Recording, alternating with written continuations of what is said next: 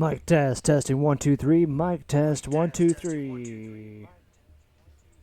One of the two of the three, baby.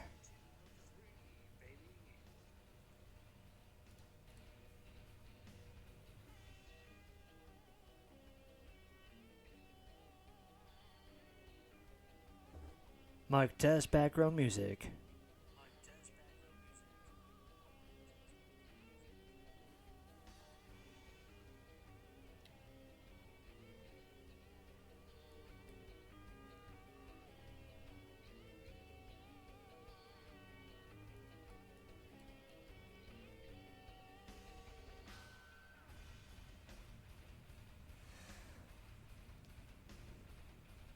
All right. Yes, we're getting things started. I'm trying to put some background music that isn't going to be copyright affected. Hopefully, not copyright affected. I'm doing like a live lo-fi of some metal because we're metal in this place, baby. Heck yeah. But nonetheless, obviously, if anybody comes into live stream or anything like that wants to chit chat, I'm gonna once I see anybody chat with me, I'm gonna ask them to see if they can even hear the background music or if it's too much, too loud, whatever. So, needless to say, there we are.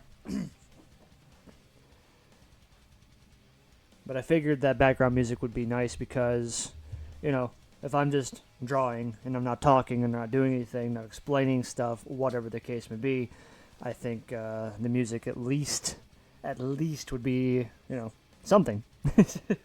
At least it's something. All right, so where did we leave off in the Grand Blue Yonder? We left off with pretty much getting a final rough draft of Kitsukai in his Saiza pose. Good stuff, good stuff. We pretty much have like almost the basic reference sheet done for Kitsukai. I don't know if I'm going to do like any background work, anything like that. Maybe. I think this is fine. I think a reference sheet needs to be as simplistic as possible. So there's that. Needless to say, we're just going to get started on here. So this is our one layer here. We have like, if we go through all these layers, I mean, it's a lot of work. We've done a lot of things. We've come a long ways. And that's just the point of artwork, right? We need to be able to just keep chugging along, altering the artwork as we go. Obviously, we completely changed the lower half stance. I think it is much more refined now. I think we're definitely good. Again, this is just full fur, no clothes, nothing like that. I think this is pretty good. Pretty good, pretty good. That being said, I really don't see a need at this point for any of these other layers. So we're going to do the easy but hard thing to do and just go ahead and delete them. Boop, they're gone. We obviously don't need our reference guy anymore, so we're just going to go ahead and boop him out of existence too. Boop, gone. Alright, cool. Sweet. And so now we are ready for our final rough draft, which is going to be in pen. We may need to adjust the size as far as like the actual line thickness itself. I use a size 4. Again, looks pretty darn good, so I have no qualms with that. So we're going to use a size 4 and go from there. So first things first, we're going to drop it down to, our favorite number, 20%. We got to be at 20%, baby. Hell yeah.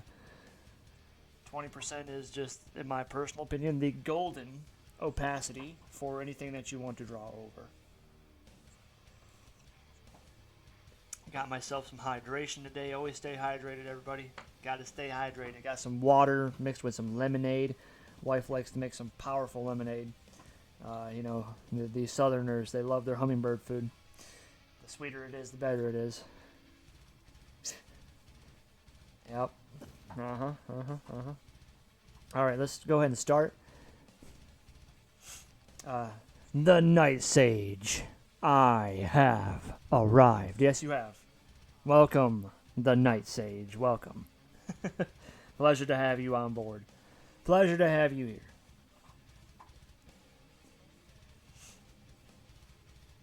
I'm assuming that I think that you are who I think you are. If you're not, then, well, that's fine. Yes. Okay. Excellent. I knew. I was 90% sure, but that's not 100%, right? 90% sure. So Night Sage, just as a quick question for you, how is the background music compared to voice? Obviously, the song just ended, so it's hard for me to, I guess, probably ask you that question until it restarts. There's music? Question mark. Well, that answers that question. All right, hold on.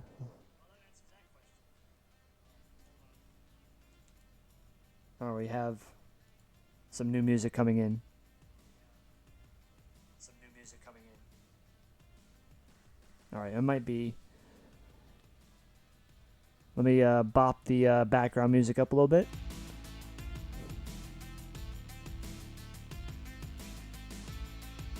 How about that? How's the voice to music ratio? Now there's music. All right. Is the vocals fine? Music fine? Is this a good like a little happy medium there? It's hard for me to tell because I'm just not sure how everybody's stuff is set up. So you're my benchmark. You are my benchmark.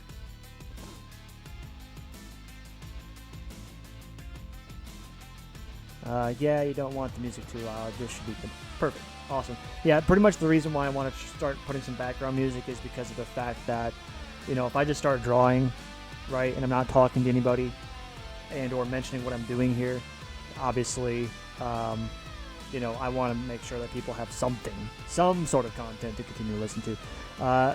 Mina Velope, or I know, sir. Is it Mina Velope or Mina Velope? I'm just gonna call you Mina, okay?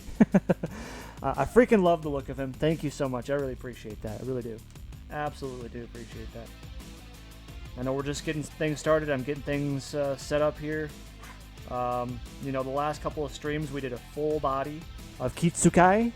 Kitsukai, my fursona. I know I'm stepping into the world of furry. We did the 3/4 view, front view. Everything's been good. Full color explanation. I do grayscale coloring. Really weird to say grayscale coloring. I do 50 shades of gray in this house, baby. 50 shades of gray coloring. And as we're about ready to do now, we have gotten our final rough pencil draft. So this is the penciling. I'm going to put it back to 100%. So this is a pencil final draft. And now we're about ready to do a mapping pen final draft. So in order to go forward with the process, we're going to drop the opacity to, you guessed it, 20. We always go to 20% opacity. And by all means, Mina and Night Sage and anybody else who comes in viewing this on Twitch or later on YouTube, by all means, you can always join me. You can always watch the videos later.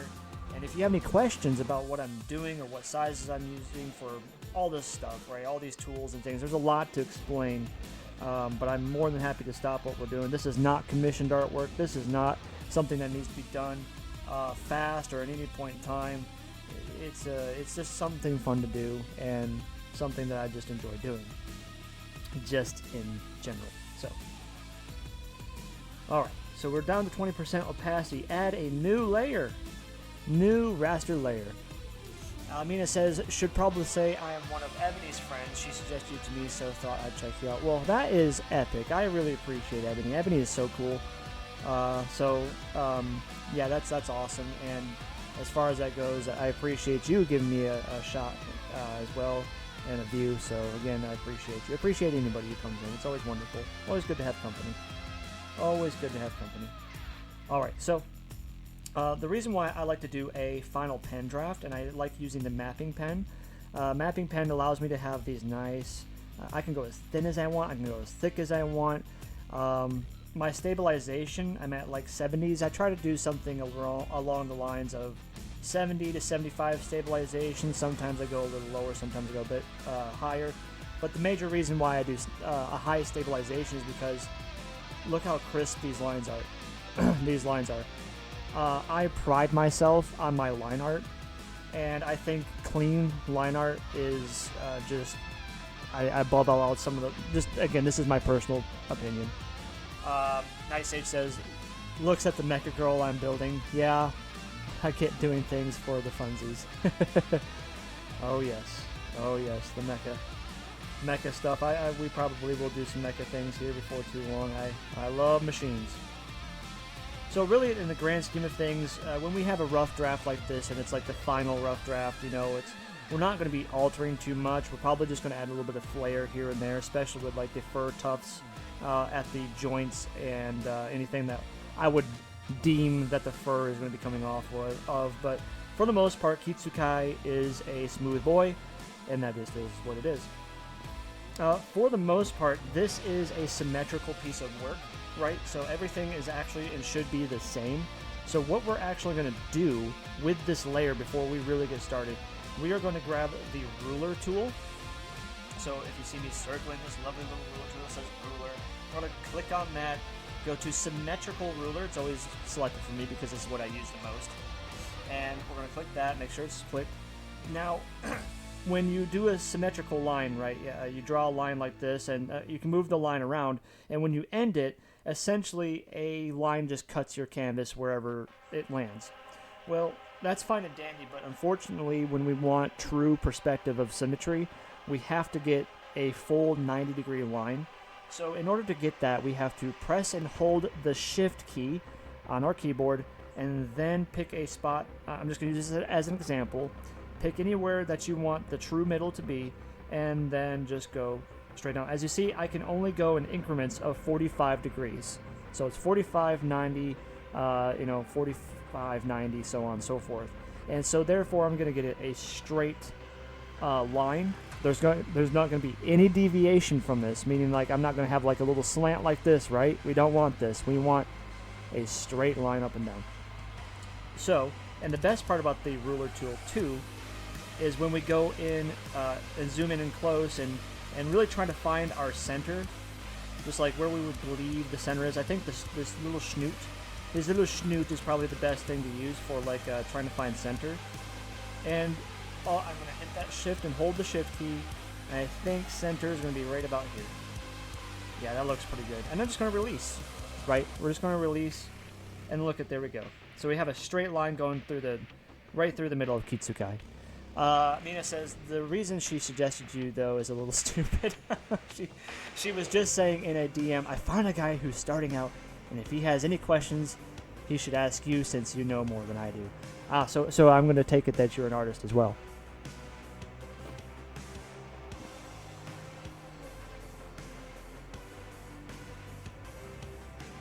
All right. So as you see here with our symmetry tool, whatever I draw on one side, the other side will receive the same treatment. This makes our life a lot easier. This is something I suggest for any forward-facing art like you did this. We did the symmetry tool with this as well. So anything that we just don't really care about too much diversity in our artwork, we want to just go ahead and just be symmetrical. Use the symmetry tool. Makes life a lot easier. Alright. Sometimes it also, this is completely personal choice. As you see here, I'm going to start on this one side and just kind of meet in the middle there. That's, perfectly fine. You could also start from this middle and go this way. The only problem with that is you might get like a little small line because you're not going over the line like this, right? So this is just personal preference. We don't have to, we can do it however we want. Whatever makes you happy. So we're just going to do a nice little line just like that. Do a little tuft of fur there. And a lot of this is going to be just drawing, so this is why I also wanted to make sure I had some background music going. There's not a whole lot to explain unless, as Mina had just pointed out with Ebony, saying that if you had any questions or anything like that, if I had any questions, and so on and so forth. So back and forth artist talk. By all means, I will always be interactive and I will answer any questions that are presented to me. Absolutely. Absolutely. The only drawback, and again, this might be because I don't fully understand maybe settings and stuff like that. As we are drawing here, if I take the eraser tool, right, and I erase this, well, as you see, it doesn't affect the other side. I don't know if there's a setting that actually, allows you to erase the same line on the other side. But if you erase anything on one side, it will not translate to the other side. Is what it is. Is what it is. Night Sage says, if you want to make this money-making thing, I would recommend finding royalty-free music. Yeah, and that's essentially what I did. I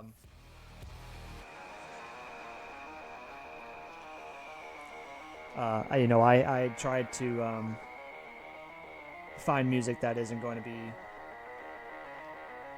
noticed or anything like that. Let's see. Is the audio cutting off for any of you? Is it like saying that it's muting things because the music isn't there? Is that what's happening? Or is my voice coming through just fine? I'm guessing it's saying that it's not royalty free.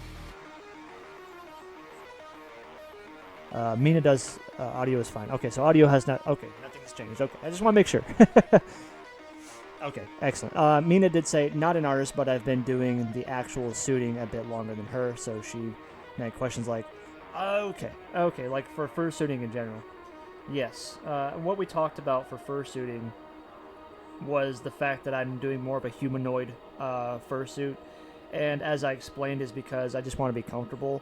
I don't know about doing digigrade and stuff like that, and I also kind of want to do like a semi-realistic fursuit, and so everything that I'm designing is going to be in relevance to not only the character design in general, but when I translate this over to a fursuit, I want it to be as close as possible.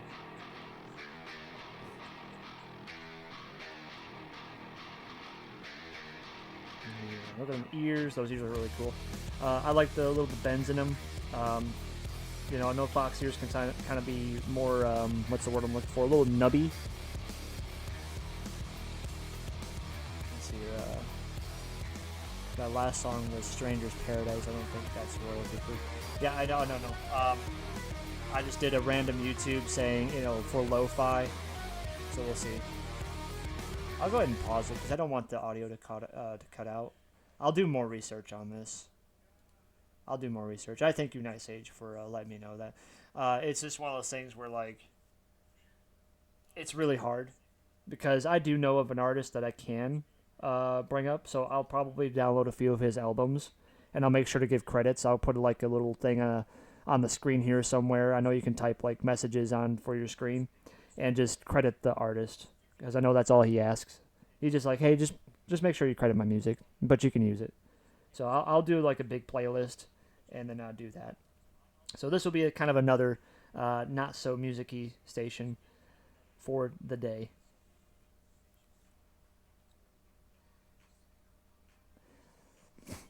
Mina says there's nothing wrong with semi-realism in the community, but Ebony probably talked to you about that already. Yes. I say like I understand like a lot of furries definitely do more of an anime, cartoon, or just oversized proportions and stuff like that. And I mean, she hit the nail on the head as far as like it's not a problem. It is just what it is. It's all personal take. Whatever you want to do, and that's why I really kind of wanted to look into joining the furry community because it just if you really want to have a community that expresses individuality with outside like outside opinion or outside vision. So when you portray yourself in your persona, stuff like that, I find that very unique and very fun. Night Sage says, I mean, playing the music won't get your stream banned, but it will make the song showed up and unable to be monetized. Yeah, so, I mean, obviously I am not in a monetized situation at this point. So, but obviously future-wise, maybe that might change. Maybe that will be something that will get altered, so. But I don't have anything right now where these videos get saved onto my Twitch. They have a 6-day expiration. So this video here will eventually disappear in 6 days. However, I will download it and it will go on YouTube, and YouTube is perfectly fine so far from what I've done. Yes, yes, yes. Okay. Let's do the inside of the ears. There we go. Nice little tufts of fur. We like little tufts of fur. That's why they're called furries, because they got little tufts of fur.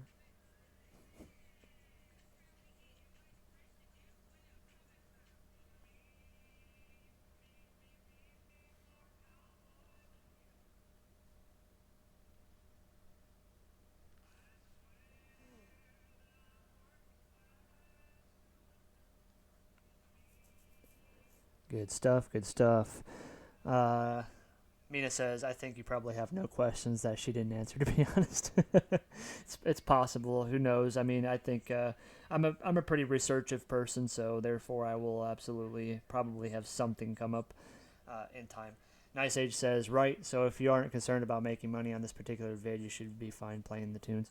Yeah, I mean, I have to reach, from what I understand, in order to be, I think it's called an affiliate. So, like, just the baby of Twitch, I have to get 50 followers. And I have to also receive at least 3 concurrent views per video on average. So if this video only gets like 2 views, that goes against the next videos and so on and so forth. So I'm a long way from even that because I'm going to need like 40, almost 40 people to join and follow. I want to do everything organically. I'm not seeking to brand myself. Clearly, it's doing exactly what I want. Mina's here because of someone else that was happy with how I conduct myself and what's going on and all this other stuff. I just, people should want to join because it's discovered, it's fun, it's relaxing. Everything's relaxing. There's no pressure here, nothing crazy. We're just having fun. Just having fun. Nice, relaxing time.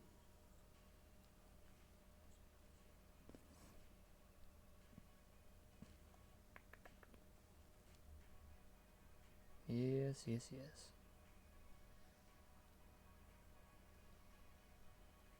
Yeah, that wasn't too bad. Wasn't the best line. Good stuff, good stuff. Woo! That brush gets mighty big when you zoom in like this. But that's another thing too. Like you don't ever be afraid to zoom in on your artwork. I know this is a little pixely at this point, but that's the whole point why I use smaller brush sizes and stuff like that. And really, normally, I would have this figure take up this whole page, right? Like that's the whole point. Like is to really use the canvas, really use that page, so that way these smaller. Because like if the head was much bigger, right? Because if this head was the same size as this head, which of course this head was put on down here. Needless to say, though, this size 4 doing this is a lot more detailed than going down here and doing the same size 4 in brush strokes. You see what I'm saying? So the larger that you can make your figure, the more detailed you can get and the more brush strokes or line work that you can do. And you won't have to do what I'm doing, which is just zooming really far in and getting into that pixelated stage of completing your line art.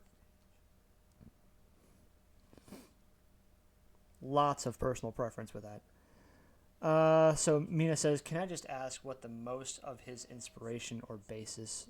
So like you're asking me like what inspired me to make Kitsukai? Is that correct?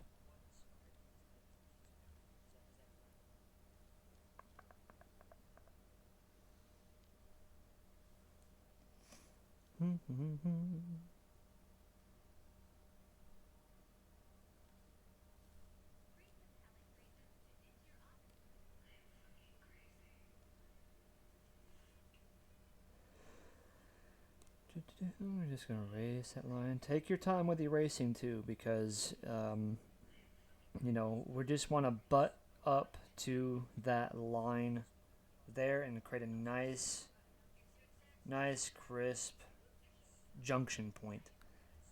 Mina says yes. Sorry, that previous message was worded terribly. No problem. No problem. Um, so the first active inspiration was the obviously just wanting to get into the world of furrydom, right? And then that took a thought process of like, looking at the furry community at large and just seeing what the most popular stuff is, right? Of which is, and again, this is just my personal opinion, heavily cartoonized anthropomorphs in digigrade form and, you know, anime styling and stuff like that. Very fluffy and friendly. A lot of attitude, a lot of personality, a lot of flair, and that's what I see with most of the furry community, which is fantastic, right? I really like that. I like how loud and proud the furry community is. And other aspects of the furry community that I researched were like, because I like a little bit more realism, and so I wanted to see what realistic furries were like, and some of them were just really just beautiful, beautiful works of art, and of course with that of course comes a massive cost to ownership. I mean, a fursuit in general, like let's just say just a basic wolf fursuit, I feel like is like 3 to 4 grand for like a decently done one. Sometimes you can get a little bit more, and of course that's a full fursuit, right? Full fursuit for 3 to 4 grand. Realistic fursuits, $6 to $8 to $10,000. So the value is really high with these realistic ones, but that's not what I looked at it for. It is more so like just wondering, like, okay, well, if I want to go down this road, how much is this actually going to cost me? And so that got me thinking of, well, I don't really have that kind of money to spend. And so I looked at the community, see what the most popular stuff was, and I'm a person that doesn't really want to hang around with most popular, right? I want to be something maybe a little bit more unique, a little different than the norm. And so that's just me. So I wanted to stray away from the traditional, I'm going to say traditional furry, right? I might be right or wrong in saying that, but needless to say, I want to go away from the traditional furry, and I wanted to do something that was a little unique. Realistic stuff is far and few in between. I really don't see a whole lot of people doing like full realistic furries. Now, granted, this might be just me, my personal perception, because I haven't been to a fur con and I haven't ran into, out of all the conventions I've been to, I have never ran into a realistic furry. And so I think they're very rare, and of course, the price point is probably why they're very rare. Not a lot of people have 8 to 10 grand to drop on a fursuit that's hyper realistic or whatever. And so now I was trying to figure out like a happy median. And I was like, okay, what about semi-realism, where it's not like a actual full realistic, you know, fur species or whatever the case may be, but something that's just slightly cartoony or just like semi-realistic. And on top of that, I really don't want to do a full fursuit. I feel like my comfort level about walking around and stuff like that, I want to be able to be comfortable. I want to function, and I want to also wear clothes and stuff like that. And I know some furries, of course, wear clothes with their full fursuits, and that is what it is. But I'm more so looking at like my current wardrobe, my current size, and I already understand that when I buy clothes for my fursuit, I'm probably going to have to go at least a size or two up, anyways, just because of the material. Uh, so all of that research had led me down to just kind of browsing Etsy and seeing what kind of artists are out there, fursuit makers, and who's on commission and who's available to do anything, and so on and so forth. And I'll show you if I can get this line right. Let's see here. Ooh, that's too close. Too close. Too close. Should be just a little bit of space. There we go. That's better. Let me see if I can find the true inspiration to what got me to want to get in, to actually seriously look into a fursona. Let's see. Let's bring this over here. I got some stuff to go through. Right here. Whoop. Um, I really, really liked this. This is the semi-realism I'm talking about. It's still very much anime, right? But I was so captivated by this fur head. I was like, I want to do something like this. Now, this is a female head. At least it was labeled as female. And I obviously I know that you can be whatever you want and do whatever you want. However, I was taking a lot of inspiration from this. I really loved this closed eye look, um, and just these markings and designs. And of course, showing you this, you can see some of that. You can see some of this in Kitsukai, right? If we move this over just a tad, you can see the forehead markings are something that I really liked, and the teardrops above the eye, and of course that circle too, right? I took a lot of inspiration from this because it looks really freaking good. But at the same time, I obviously don't want to copy, and I also don't want to do anything that crazy elaborate, especially with these eyebrows up here. I don't know how to do that, and I don't really, um, I don't know how to do this or how I would accomplish that. And so I'm trying to be a little bit more, what's the word I'm looking for? A little bit more simple. Uh, and then I also like this whole idea of like this mustache thing. So of course, with my own persona, I added my own more masculine mustache. And when I was looking at this stuff, right, I was looking at that. Let's bring that screenshot back up here. Let's see here. Lots of screenshots. Lots of examples we used. Okay. Um, but I just like the coloration. The colors were great. I love the layout. I like the little tufts of fur. This is something I would wear. Absolutely, I would wear this in a heartbeat. And also, it seems like it's a slim fit. And so I don't know how this was absolutely accomplished, but I'm not even close to figuring out how this would actually be made. I'll get there, but I don't know. So that being said, that just inspired me to the max. I'm like, I really like this. And then I started looking into, okay, well, if I want to translate this into like a male figure and something that just like I started thinking about the things of like, okay, well, what do I really like in life? And how do I feel about this? Like, I'm telling you, this is some deep stuff. But needless to say, I love Japanese culture. And of course, that's where anime comes from. That's where just like it's the place where everyone loves and enjoys. Everyone loves anime. Everyone likes Japanese culture. It is what it is, right? I'm like, okay, well, that's a no brainer. And of course, that fur head, of course, that you've seen has a lot of Japanese inspiration, in my personal opinion, as well. And so I thought about a kabuki mask, which I think you've seen in the screenshots. And so a kabuki mask has a lot of red in it, and has like this like just this cultural resemblance. And I was wanting to incorporate that into my persona. And with all this Japanese culture and being semi-realistic anime type style, and being inspired by that wolf head or that fox head there, I decided that I wanted to also make him a samurai. And I have taken um, martial arts classes in swordsmanship. It's called Iaido. If you've never heard of Iaido, I wouldn't blame you. Iaido is not, I would say, a mainstream martial art. It is a gentleman's, um, in my personal opinion, it is the gentleman's swordsmanship martial art. It is incredibly, it's so beautiful. It is such a great martial art, and I really love studying it. And so, therefore, Kitsukai is a practitioner of Iaido. So, he is an Iaido martial artist specializing in samurai swordsmanship, and he himself, of course, is a samurai. And just kind of just going with this whole theme. And as I was giving him more personality, more of a like where he would find himself in this world, etc., etc. We're just building on that. So at this point in time, we are just making the references to his body.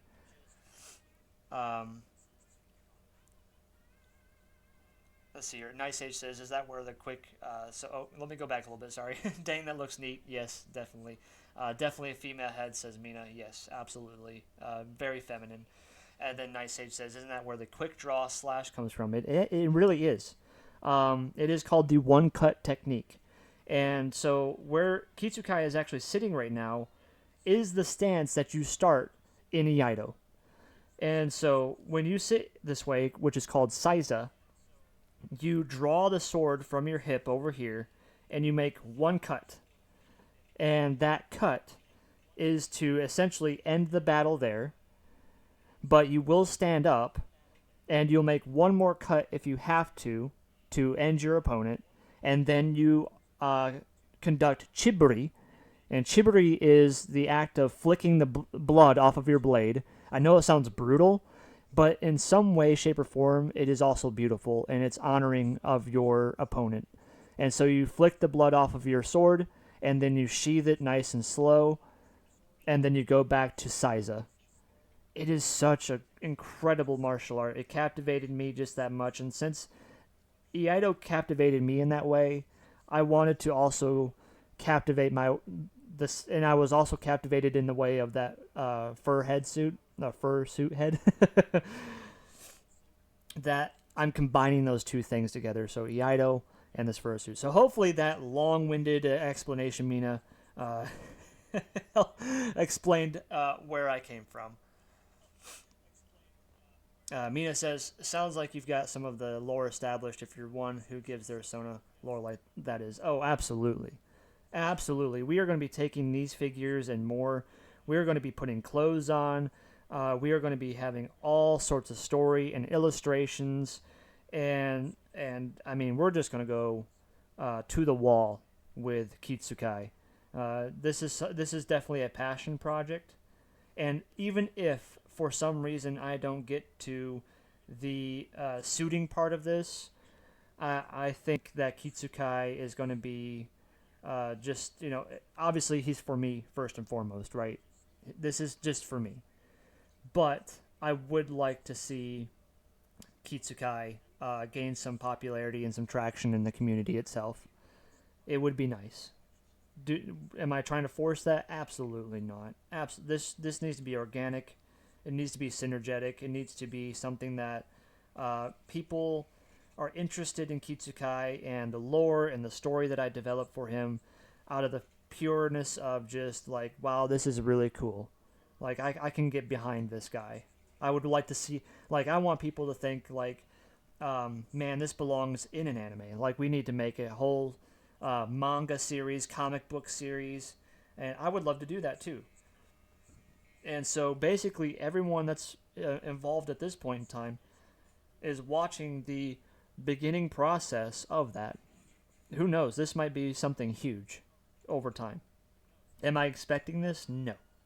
I cannot have an expectation like that. I have to be able to go into this with no expectations of this becoming something huge or anything like that. Like I said, if you're not, and this is with anybody's artwork, right?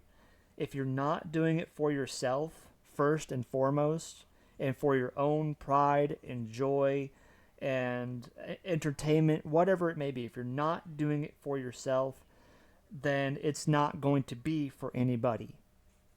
It's almost in the same realm of you can't love another person or another thing without loving yourself first. And that is very true. I absolutely love the shit out of myself. I'm very proud of what I have done in life. I'm very proud of where I've gotten. I've done and been through things that a lot of people have never been through, and I wish that they never go through. But needless to say, I'm still here.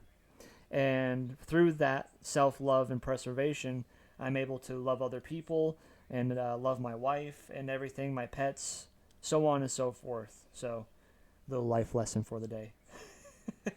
Going deep over here, people. Stop me from going deep. I'm going off the deep end. You gotta stop me. Gotta stop me. Fun times.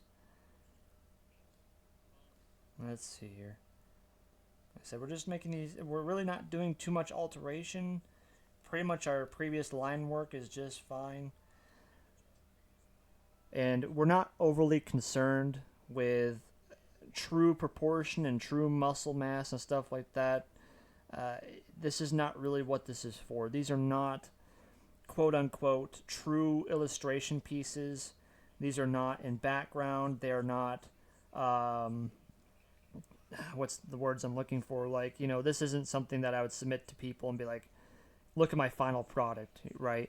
I've been submitting every single bit of this to Club Furry on Facebook and stuff like that, and on my Instagram, and of course sharing it with all of you on Twitch and of course YouTube. So it's getting out there piece by piece.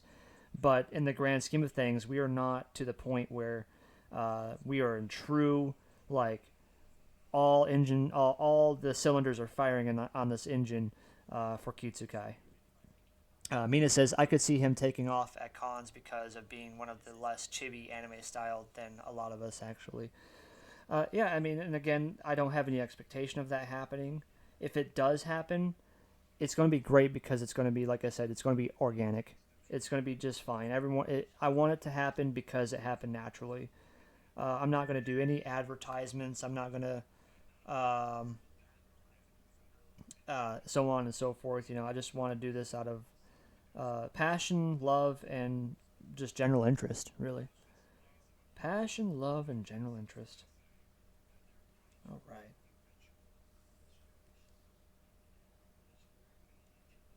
Let's see. Let's get a little bit more detailed up here. And the reason being is because I really want this connection point to make sense. Yes, that's good. Because really, this bicep here is going towards the back, right? So it's going in this direction here. Although in reality, of course, it's coming down. It's coming down and out, and this forearm is down and out even further. And so when we connect joints like this, you always want to give a little bit of a curve to denote that something is on top of something else, right? So this one line right here has now just dictated that this, because this is how you have to really visualize. I know this might be hard to visualize, but if you visualize this whole thing like this, right, which would be like kind of like putting on a gauntlet, like a piece of armor or a piece of leather, like this, pretend this is a gauntlet, right? Well, this is of course how the line would be. And so let's just say we have like our circles there. We'll go ahead and make a makeshift gauntlet real quick. Right, so we have the straps going across and so on and so forth. So as you see there, that's correct. That is a gauntlet. All right, so we're going to go back. And so if we're just skin, though, just skin, we still need something to tell somebody that this forearm is not only bent, but is in front of that bicep. This is why I'm very particular with line art. Because lines, the most simplest line, tells you everything you need to know. And people are very, keen or attuned to recognizing those things.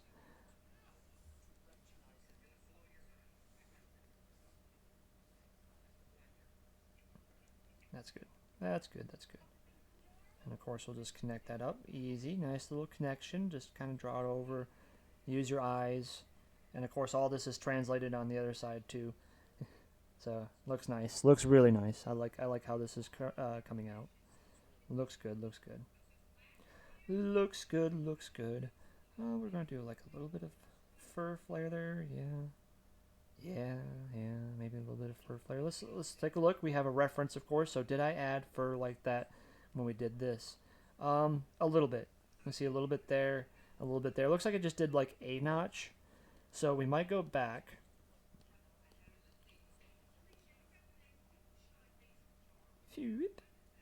And so knowing that I made one notch, I'm going to go back and redo that and just make one notch of fur. And that's just kind of the thing of character development, right? Like that's just when you start making your own references and things of that nature, you must try to be as consistent as possible. At least I will try to be as consistent as possible. Am I going to get every tuft of fur correctly? No, absolutely not. I'm not going to get every tuft of fur to look the same or anything like that. Mina says, based on those pictures, sorry if you already said it, but guessing he's a partial. I did not say it. I said it probably in previous streams, But yes, this is going to be a partial. So I will only be doing the hands, the head, and the tail, and that's it. Everything else is going to be clothed. And again, like I said, that's because I want to have my own comfort. I also don't want a huge barrier of cost to entry. And I will be making this fursuit myself. I will not be commissioning anybody else to do it. And so I'm going to take a huge learning journey on not only doing artwork and references for Kitsukai, as you see, but also building him myself too. And I have some practice in costume making. So although I've never done anything with fur and stuff like that, I view that there's enough tutorials on YouTube and the like that when I do build my fursuit, I obviously like to give credit where credit is due. So anything that I use or for instructions in building, I will plan to say, hey, this is where I learned how to do this. Because that's the whole point, really. We have to give credit to those people, those individuals, because they work just as hard, if not harder, of course, to get to that point to make these fursuits. It's quite the talent, really is. Nice Sage. If I ever did a furry, I bet you can guess what I'd go for. Oh no, I couldn't guess at all. No, not at all, Night Sage. I would have no clue. No clue. But I would be curious because I'm sure it wouldn't be just as simple as what I think it is. I would be actually curious to know what exactly you would make. So even though I would have an idea, that does not mean I know exactly what you would be doing. So with this chest, the chest is a little broad. So I'm gonna try something here that looks a little better because he's a pretty slim build, and so we have to kind of keep that slimness going. But we also have to understand too, based on his positioning, he is going to be slightly scrunched in this area. So nobody has a perfectly flat stomach when they sit down or go into a scrunched position, even if this is a minor scrunch. So he might have a little bit of little love on the sides here, but not a whole lot. But we definitely need to slim that up a little bit. The rib cage, of course, that rib cage is going to end right about there. Right about there is where that rib cage ends. So let's continue this outline before I do any of these details in here, because this outline is kind of going to have to dictate how I do these muscle groups. So let's take a look here. So we already slimmed it out. I think this was too broad. I think it looks better. Again, personal opinion. All this is going to be personal opinion. You can draw however you want to. I know I have this, so just as to see currently what I was thinking.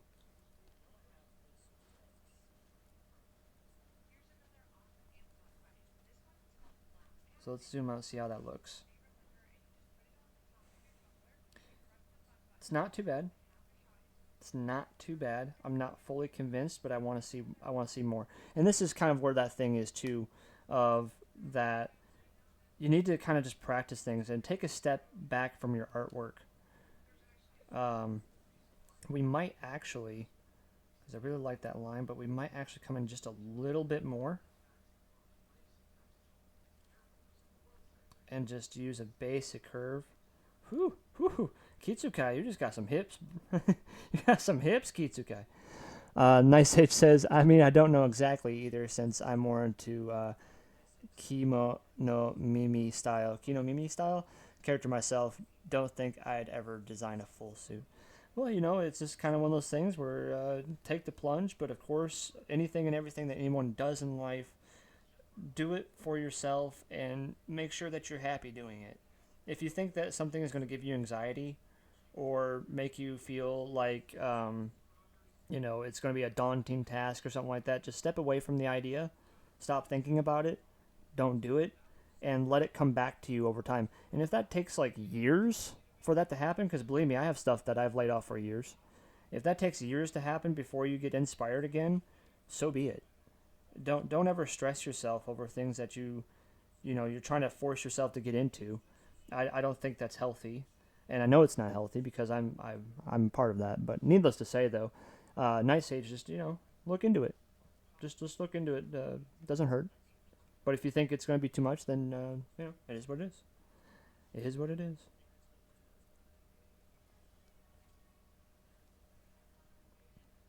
All right, I think that's fine. And he really doesn't have any abs or anything like that. Even though I could draw abs and stuff, I did a very basic side profile of abs over here, kind of the same concept here. So we'll have essentially a basic outline of those abdominals. Let's see. This is probably going to be needing to be a little bit more straight. Yeah. Sometimes you also just need to redo a line, even if it kind of looks the same every time. There's just going to be one instance of that line that really just grabs your attention. Kimono imi roughly translate into animal ears, so like the animal ears and tails on human characters. Gotcha. Okay. Gotcha. I understand. I gotcha. So now if we're looking at our previous reference, right? So his fur on the pectoral, so for this under fur, there's not a whole lot of space. And of course, this is mostly his back right here. So in saying that, we probably realistically will only see this. And then when we get to the hips, when we get to the groin area and stuff like that, then it starts to taper back in. So if we translate that to over here, that means, so this would be our groin area. We already kind of drew somewhat of a line, and it would essentially go like this. So that would be how the under fur would look for Kitsukai there. And as far as like any fur lines and things like that in the groin area, we don't really have to worry about that too much. Just this is where simplicity is best. Just simply a line, and that's it. We're not going to do anything detailed. We don't need to do anything detailed. It says, back to what I was saying before. Are there actually any questions at the moment that you may not have asked Ebony or not? Just curious. You're going to have to give me a little bit to think because at this point in time, I really don't have any questions. I think most of the questions that I'm going to have are going to be when I'm actually building the fursuit. Once I get to that stage, I have actually ordered a head base and it came in, and I also got silicone toe beans. Well, not toe beans, hand beans. So I got silicone hand beans, and I got a head base, 3D printed plastic head base. And that's as far as I got. I just kind of wanted something to kind of motivate me to want to build that fursuit. And, that's about it. I will surely have questions upon construction, but I might find those through tutorials. And Mina, if I talk to you, of course, obviously I'll definitely throw those questions your way too during that research phase.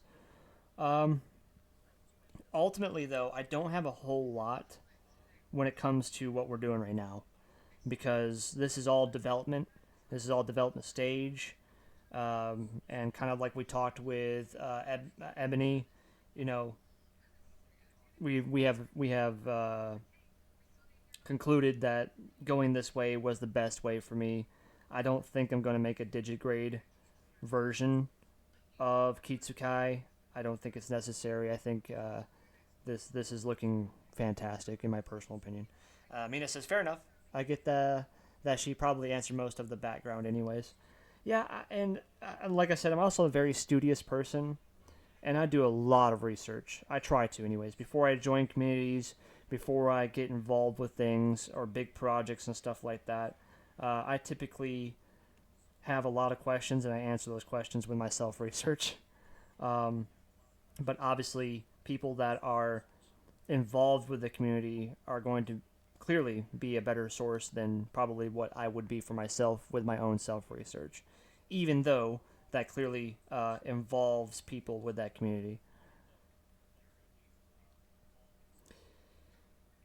Uh, yes, yes, yes, yes. So we are going into some interesting areas at this point in time. And the reason why I say interesting areas is because we are trying to do some muscle mass, and like this muscle here is going to be very tight. The knee is going to be tight, and then this calf muscle is tight, and so this whole sitting position is very tight. The only thing that's not is the back sides, the calf muscle itself, and then the back sides, because those muscles should be somewhat relaxed. Somewhat relaxed.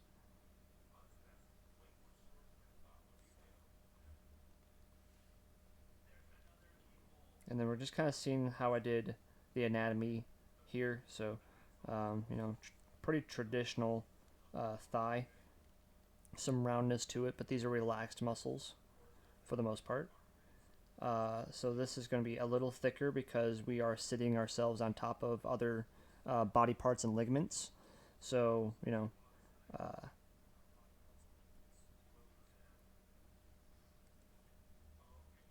let's take a look. And this may take several attempts for me to be satisfied with the lines and how they go. That's not too bad. It's not too bad.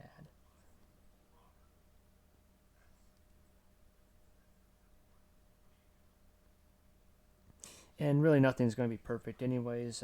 If you chase perfection with your artwork and stuff like that, you just set yourself up for failure. Don't try and be perfect.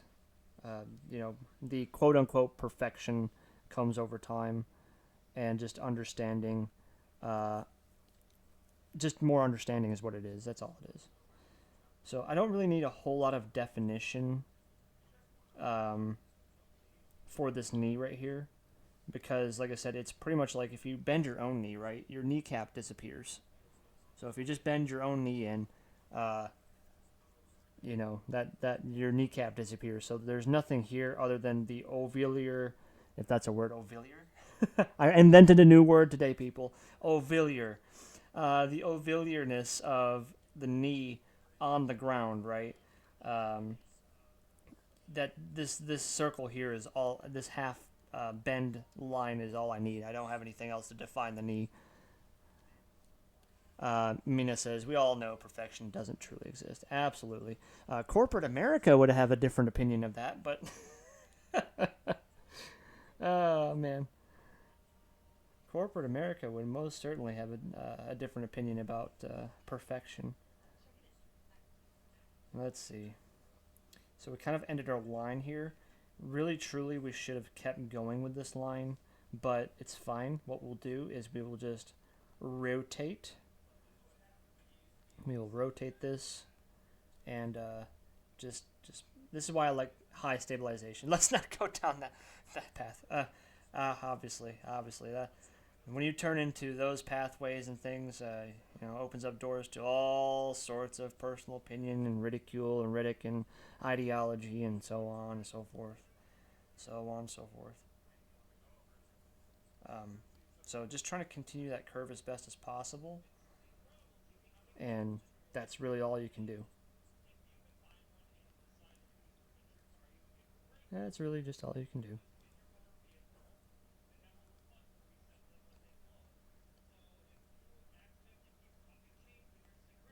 And I'm not really doing any tufts of fur around here either because, again, all of this is going to be very tight.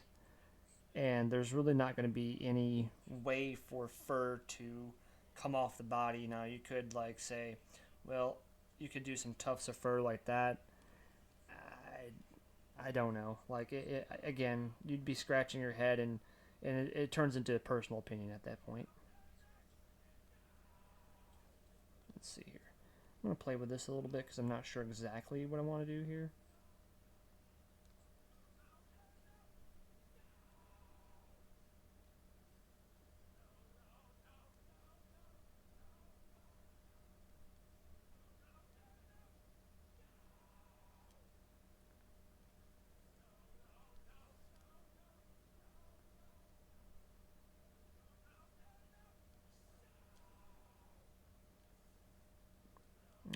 Let's see how that looks. I say it looks fine. Nothing too crazy. Again, I mean, this isn't a focus of like, oh, well, how does this look overall? A lot of character design and stuff like that, when we do things, the biggest focus points are the face, any unique features, which Kitsukai really doesn't have a whole lot of unique features. His unique features are most certainly his head, and then just the coloration.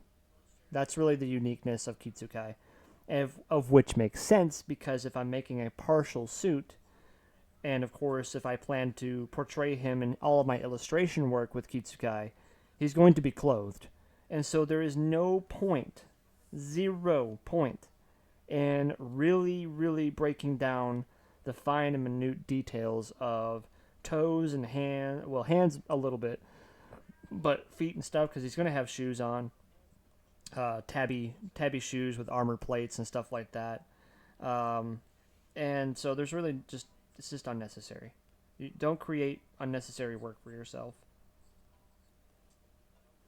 Now he does have obviously like these kind of like socks going on, which kind of look a little bit like boots in themselves. I thought that was just a neat concept in general, and I do understand that foxes typically do have different. And even if you may have not noticed it, he does have hand beans. I made sure to add them. You just might not see or notice them. So I do detailed stuff here and there. Now I don't think I didn't add any of the beans over here, and that's just because again these are just references and stuff like that. Because he should have one here, there, there, there, and right there, right? And that's fine. I'll add them later. It's fine. Mina says that does look really freaking good. The hands on the sitting pose do look a little weird, but that's just me. Yes. Now, granted, we're not there yet to finishing them up. This is still a lot of like residual line art, and so they don't make sense. I completely agree and understand. We're going to be fixing that very shortly, very shortly. So let's go here, and so let's verify. So we do have this undercoat on the inner thigh, and so we are going to see this over here. And to translate that, essentially, it's going to be like this, I believe. Let's see here. Is it going to be a... So this is and we have to make sure that we at least follow the line. So give me a second here, getting a phone call.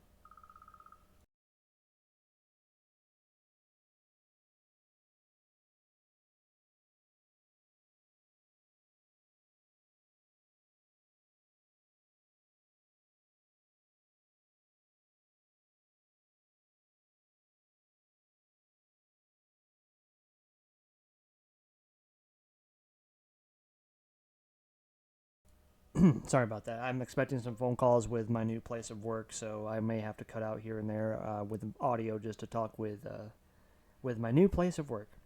As I was saying though, so we have a curve. I might go to red real quick here. A curve right there, and it kind of like goes in a little bit. It's got a little bit of freestyle to it, but needless to say, we kind of want to follow this general idea of that it goes thin and then thick. Thin and thick. Thick and thin. Let's go to our water, or our eye droplet. I can't remember what exactly it says, but we'll pick our color back. There we go. Go back to the pen. And so it should start relatively about here and do something like this. It's going to take me a little bit probably to truly come up with like something of similar value, because if we look here, here's the knee, a little bit of leg, and that's where it cuts off. So if we look at the knee, a little bit of leg, so the cutoff point should be almost approximately where I've been drawing. We might go down a little bit further.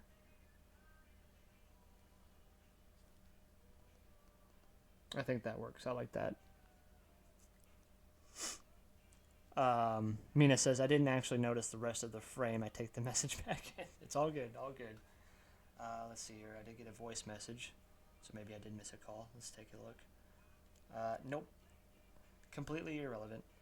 Loan companies trying to tell me, hey, you need a loan, don't you? Don't you need a loan? We all need loans. Let's get you a loan. Gotta love loans.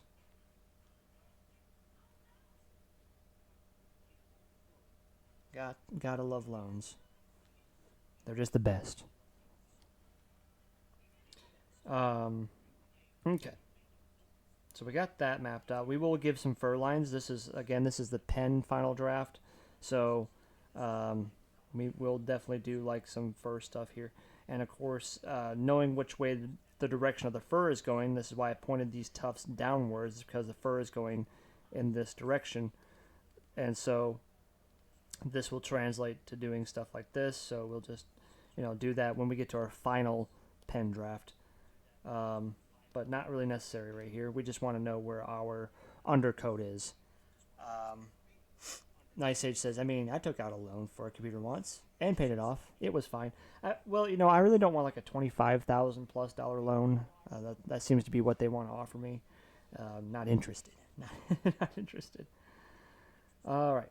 And then as far as the legs are concerned, since we're still working on the legs, we like have these socks here, and so they go small on the inside, and they go up to the knee, and up the side of the knee on the other side. So you won't see this one, but you see it here. It goes up on the side of the knee there. And then this fur actually goes in a different direction. So this fur, I know I didn't actually translate that probably the best there, but needless to say, this fur goes up in tufts upward. So we'll translate that over here as well, as best as possible. And I already kind of made some marks here, like where I would think it would go. So it'd be something probably like that. Yes, I would say that'd be correct. I still like Nice Age. The it was fine. It was fine. Was it fine though? But yes, I we also took a loan for a computer too. I can build computers. I used to build computers a lot. My grandfather taught me how to build computers, but unfortunately, just life, time, money, management of that time, really, essentially time. I just don't have it anymore. Even though I'm kind of contradicting that and being a little hypocritical because I'm doing artwork right now, but since I'm between jobs at this point in time, I have some time for myself, and so I'm gonna treat myself. I'm gonna treat myself and do some artwork and have fun and just relax before I go back into the grind. That being said, though, I just don't have the time to build computers and get that up and running. So buying pre-built was the way to go, and of course that's the way to go for most people. And yeah, we definitely had to take a little bit of a loan out. Nice H says, it was really fine. I didn't want to pay it back, but I did. I got 2K and built a nice gaming PC. Same here. The PC I'm using right now is a $2,000 build. Mina says, sounds like I got lucky with my computer and didn't need a loan for it. Yeah, if you can pay cash or just use your whatever money funds available that you have, obviously that is always going to be the best practice. The only time that I say that loans and things like that are important are if you're establishing credit, because unfortunately we live in a time frame of economy and general commerce where a credit score is necessary for a lot of things that we wish to do in life. Vehicle loans, housing, so on and so forth. So if you take out loans and things like that, obviously if you're good with them, then your credit score will be great, and they'll open up more opportunities in the financial world for you. Night Sage says, "Oh yeah, some people will save up first and pay it up front, but I knew I could pay it back, and yeah, like he said, credit. Gotta love credit. Gotta love credit. All right, so this hand is a little rough, but of course, I'm the one that drew it, so I kind of have an idea of what I was going for here, and so we're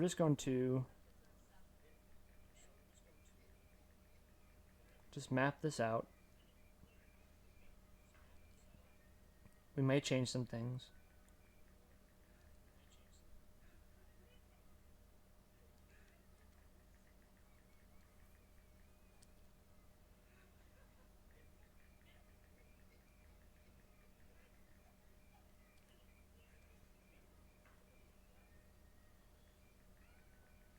And again, it doesn't have to be perfect. It just needs to be representative of a hand, right? And that's unfortunately I can't accept that one. This middle finger might be a little too thick. We'll see here. These are pretty much connecting together for the most part. So we'll see if we can share a line.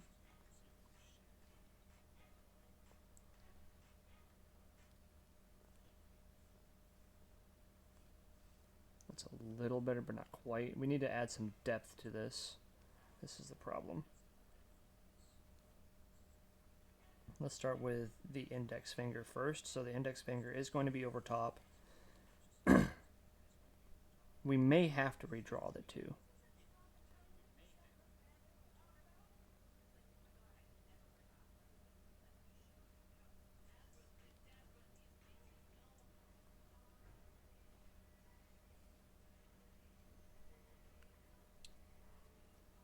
Mina says, I've just got to say it. Honestly, the credit system can suck my metaphorical dick. uh, true. True. It's just greed. It's all it is. There's not even more to explain about it. It's just simply greed. Or the system is set up for greed. It's unfortunate, but it is what it is. I think.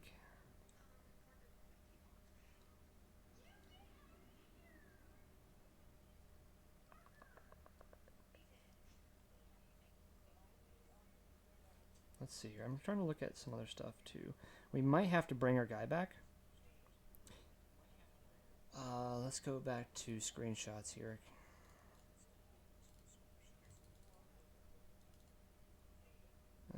That's Goku. What's up, Goku? This guy.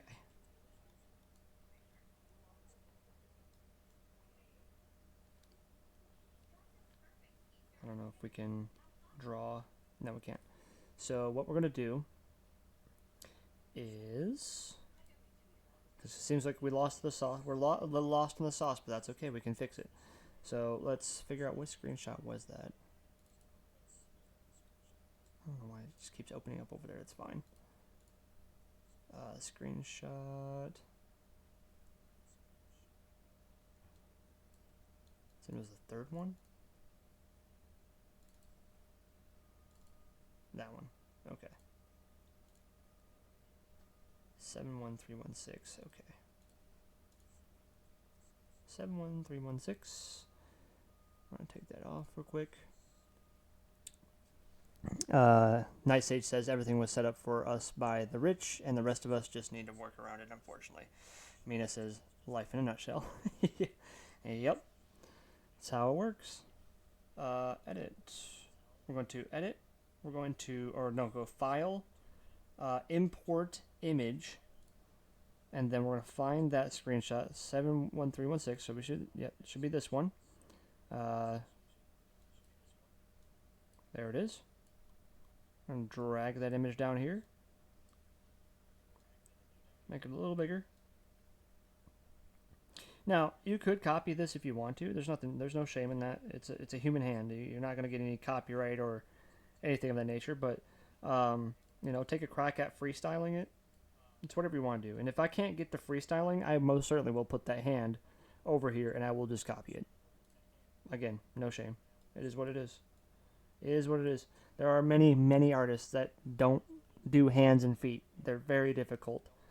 I had this mapped out before, but we're already way past that stage now, and so I don't fret bringing in this example and then finishing it off. So this.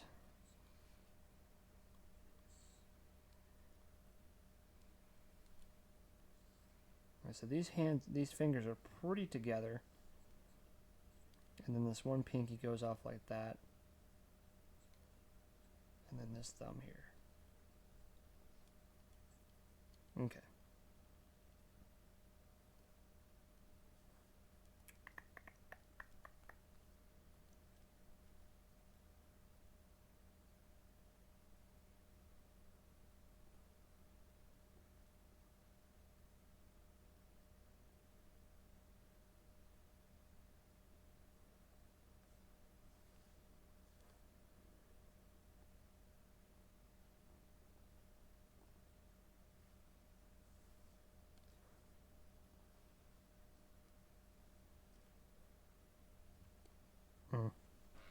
Forget that I have the ruler on still, so I'm doing like the same thing on the same side on the other side. There isn't a whole lot of deviation between this area here and this area here.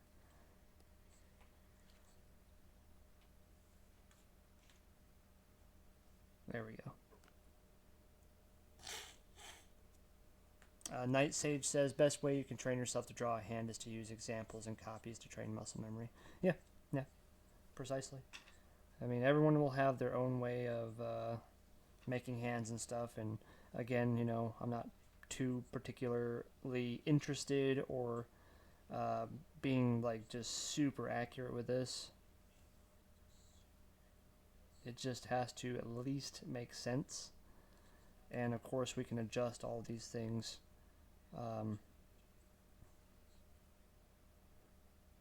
as we go.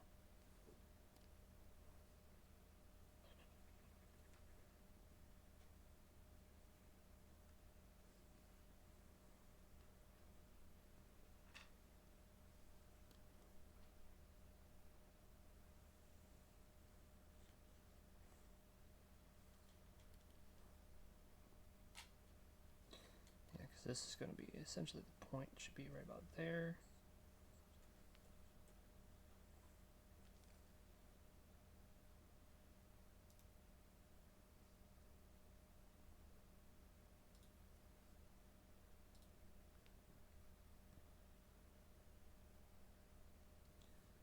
So there's a line like this.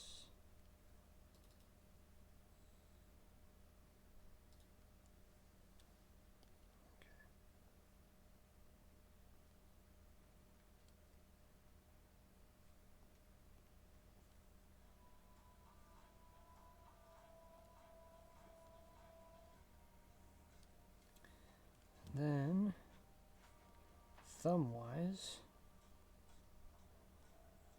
Uzi! What's up, Uzi? Long time no see. Mina says, I might finally head to bed, to be honest. Sorry for mostly pointless chatting, by the way. Absolutely no problem. You know, it was wonderful interacting with you. I hope to get to interact with you more. And, you know, we're just here to chat, you know? It's all good. It's all good. None of it was pointless. It was really fun. I enjoyed your company. So hopefully you get some rest and you have yourself a good night, Mina.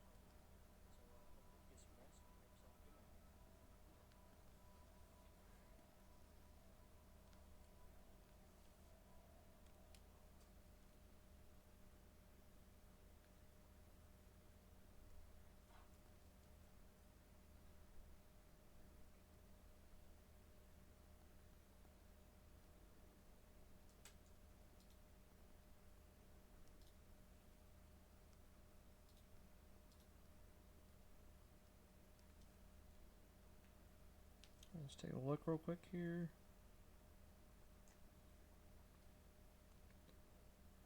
So as far as the actual structure itself, it's not too bad. We are going to give some depth to these hands with the knuckles, and essentially what that's going to look like, or what it's going to do, is it makes it look like that they're bent in a way, shape, or form, and that's really all. We don't need a whole lot of, you know, representation with this. We just, again, need to make it to make sense. It just needs to be somewhat sensical. Uzi says, I kept waking up noticing you just streamed, and I'm like, damn. And today I'm also like, damn, because I have to go soon. I just want to make a quick visit. Well, I appreciate that. I really do. I really appreciate you coming in and just, even if it's just a quick, short visit, just to say hey. That's really appreciated. So thank you, Uzi. And I hope whatever you need to do today, you know, works out good. Kutsukai sitting down position looks nice. Yes, we're doing a martial arts sitting position called Saiza, and as explained, he's a samurai, so there are particular sitting positions that samurai take. This one is more so when you're wearing your kimono and hakama and or your martial arts gi. So, this is how you would sit in this martial arts form. And however, if he was wearing full samurai armor, there's actually a different sitting position that samurai in full armor would actually sit in. And I don't remember what that sitting position is, but I know what it looks like. So there's many things to do with Kitsukai. Lots and lots of things to do. I'm gonna erase some of these guidelines here.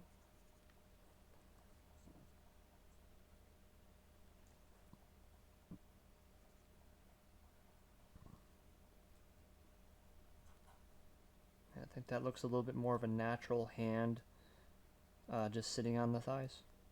Not bad. Again, we're not going to give a whole lot of emphasis to it. It's unnecessary. You can if you want to, but that's on you. It's always on the artist. Always on the artist of how you want to do things.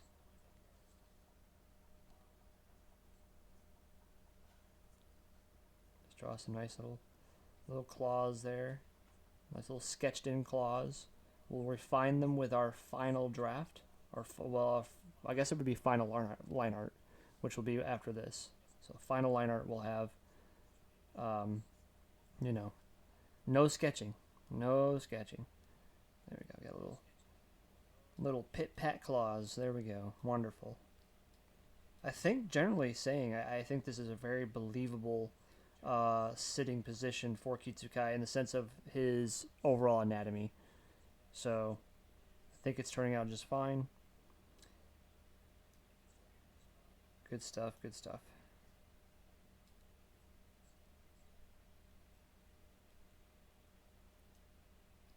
The only thing I might change here is I'm kind of visualizing the ears a little bit, because this one I did not use this head for this pose. This is a completely new head and things. These ears are approximately the same. I believe, however, these ears might be a little bigger by size and scale, and the reason why I say this is because this head, right, this head that's up here, I'll circle it, that head up there is the same head right here. And so if we're using the true references, we may have to either decrease the size here or slightly increase the size here. And if we were to slightly increase the size, it would be very minute, right? And in the grand scheme of things, I mean, to me, it's not really noticeable. And when we finally color all this in, it should be fine too.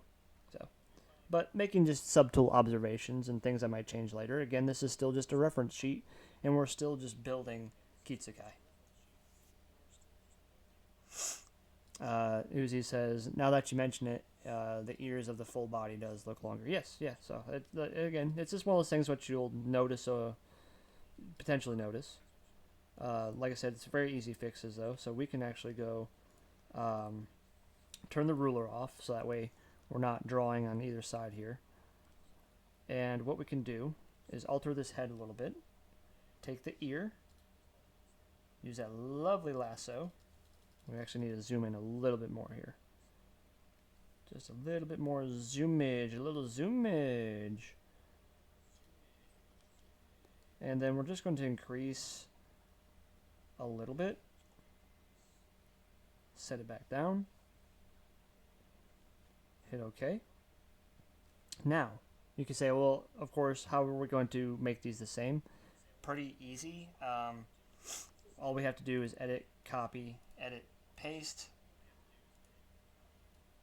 Bring it over here. Use your mirror tool. Mirror it on top, just like this.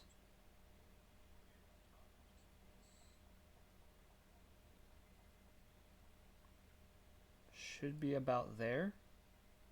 That looks a lot better. I think that ear height is way better. And then, since we have this on a separate layer, right, this new ear, yes, apply. This ear is on a new layer. All we have to do is go to the layer that the ear that we don't want is there, and circle that whole area. And just hit delete. There you go. And even if we lose a little bit of line art that we were wanting, that's fine. This is, again, still the final rough draft. So we have not, we're not there to black and white. But if we zoom out now, I say those ears are much more comparable. I say that looks a lot better. Yes. So there we go. We fixed it. Woohoo! We fixed it. And then, of course, we don't want this ear just kind of being on its own layer. You know, I'm blinking it on and off. Make sure the one layer that you want, yep, this one right here, is selected. Check mark the one above it. Merge selected layers. And now everything is on the same layer. Everything's on the same layer.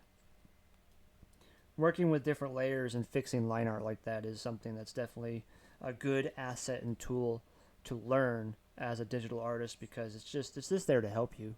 It's not there to hinder your work or make things difficult. Everything that this program represents is to actually help artists. Just the unfortunality of it is, learning tools in itself is almost requires, a college education. Sometimes it feels like, to learn these tools and to use them. So the other decision that I had to make is, since he's sitting down, is do I want his tail to go on top of his feet like this, of which I think would be appropriate.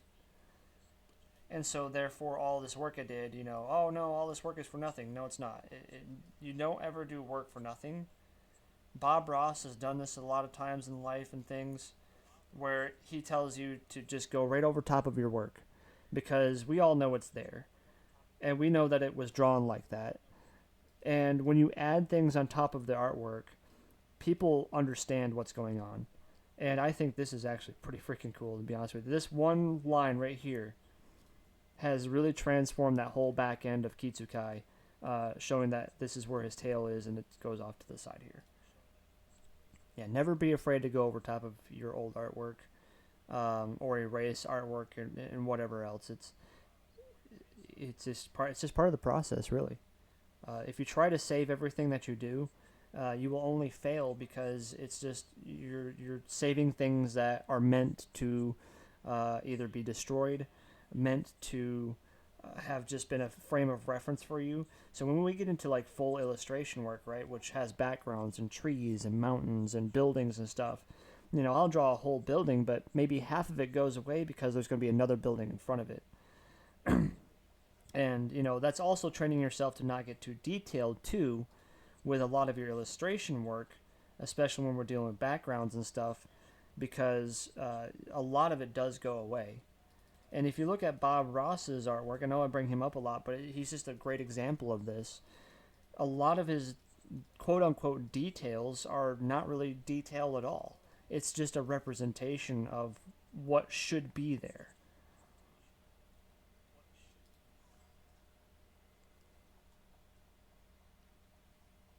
So we're just going to draw some hair fluffs here. Just a little fluffy fluff stuffs. Some fluffy things.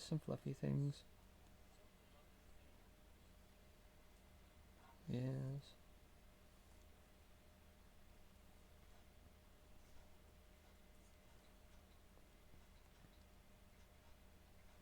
I don't know if I'm going to have that right there or not. I think this is going to be a little bit more smooth. There we go.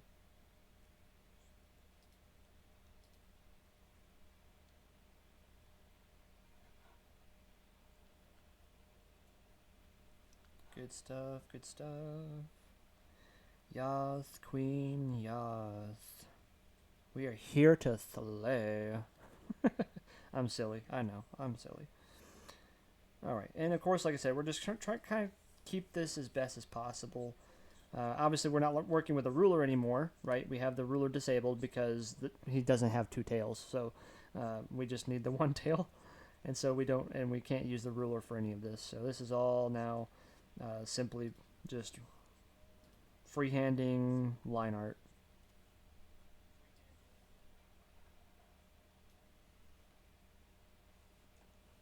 There we go. Let's erase that. Get that down there a little bit. There we go. Whoop.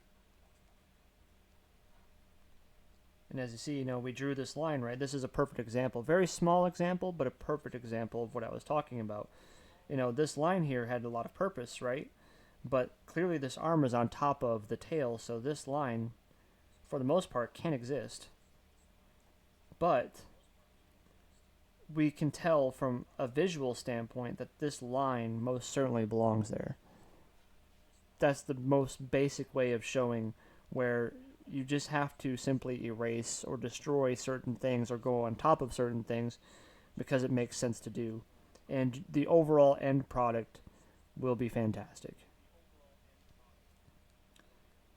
So as far as that's concerned, taking a step back and just looking at the overall of Kitsukai in his Saiza sitting position, I think we're pretty good.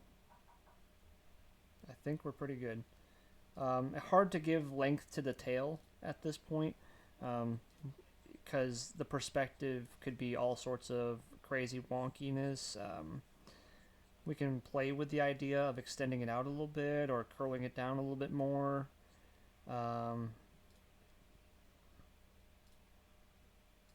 Maybe a little bit of extension would be fine or warranted. He does have a particularly long tail. Uzi says, "All right, I think I may have to go now. I wished I could have stayed longer." This is Uzi signing out. Ka-chow. Walks away. Oh boy. Oh boy. Uzi, you take care, friend. Pleasure having you here. Have a good rest of your day.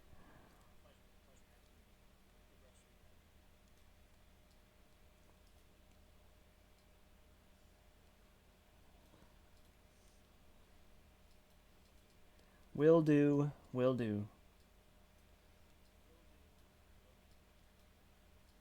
So I don't know if I want to change the angle of approach on the tip of the tail. So we're just going to circle that line with the lasso and then just start moving it around.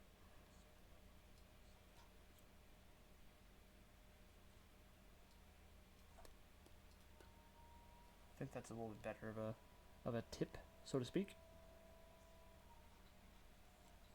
Yeah, that's good.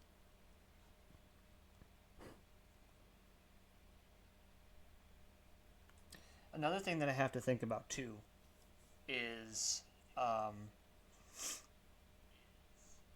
sword placemanship, because swords are going to be on this side of his body, and so they're going to be going this way.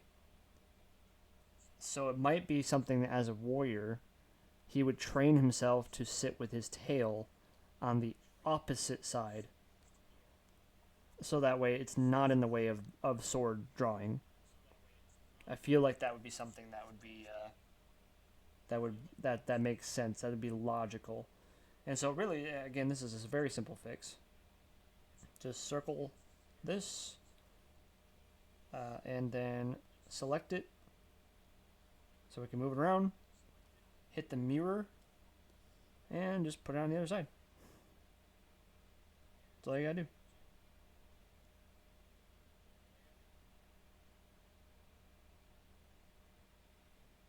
Let's see here. Let's get as close to that as possible.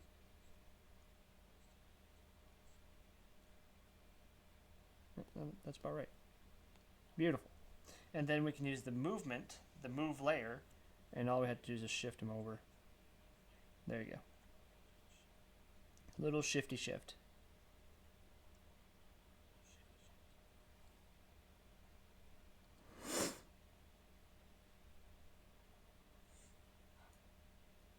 That'll work.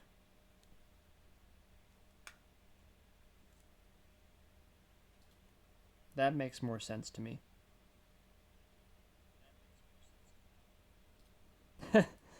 Nice Sage says, "Careful, you're giving away all your secrets." You know what? There are no secrets here. No secrets.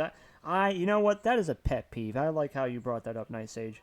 That is a pet peeve. I don't like artists that think that their style or their artwork is so just, just so good that they can't share everything with people, and that they have to, hide particular like tools and stuff. I don't.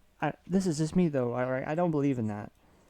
Like I think that's just a little bit of disingenuity towards people wanting to learn, and oh well, you should pay for that knowledge. I believe in free education. I'm a huge advocate for free education. I think the fact that we don't have a free education system, now I'm just going to briefly go over this before going too far, but everyone deserves to have the right of knowledge and to learn whatever they want to learn without the barrier of entry. And I am a huge advocate for that. And so everything that I learn, I have no problem passing that along for free. It's just that's just how we should be as humans, right? We haven't gotten to where we gotten in the world because we restricted knowledge.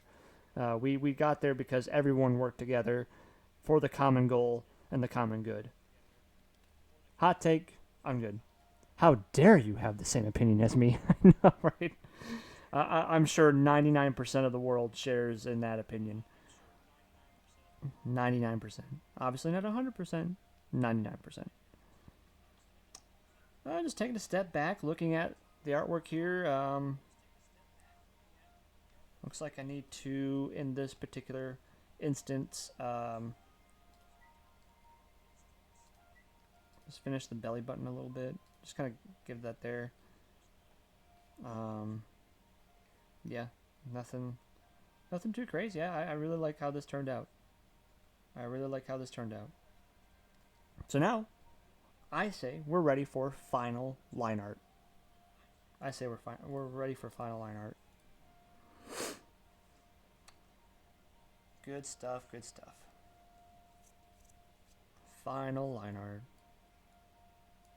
So we're gonna get rid of the layer underneath because it's off center now. It's not. It doesn't contribute to anything at this point in time.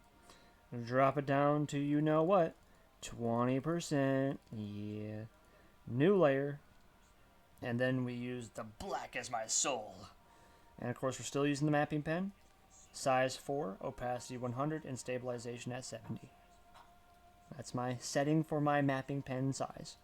And we're going to be going and doing the most permanent of permanent things. Now, of course, as you know, maybe you don't know, but if you do, great. If you don't, I'll explain it. I will be doing line art on everything that is outside. So, like, I'll be doing the outside of the character, and then I'm going to do a separate layer for the details inside of that layer, and there's 100% a reason why. So I'll explain that when we get to that point. Taking a quick drink.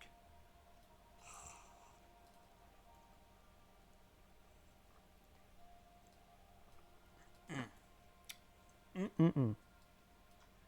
Lemonade. I love the lemonade, Maurice. Love the lemonade. Alright.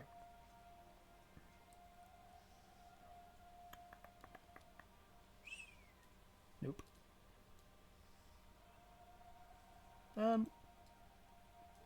Should put back on a symmetry ruler. Should do that. Should do that. So let's find our center.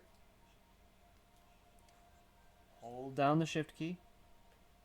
And center should be pretty much right about there. That looks pretty centered. Might be a minuscule little bit off, but that's fine. And again, really we only use that symmetry ruler when we are doing something that, as you can tell, pretty much is symmetrical. I use the symmetry ruler a lot, just to give you an idea, with weapons. I use it a lot for weapons. Anything that has and needs, like making a sword, just as an example here, I'll show you the example. So let's make a sword, right?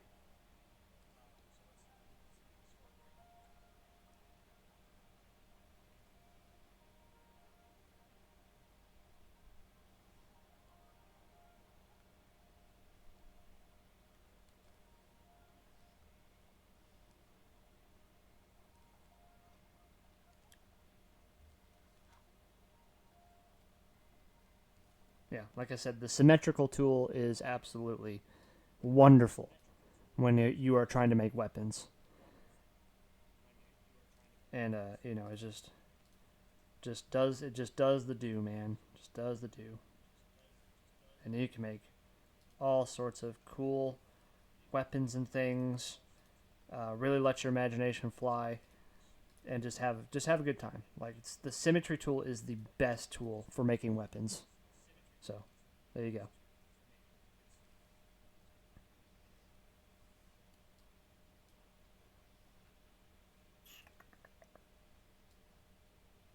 It's a little high.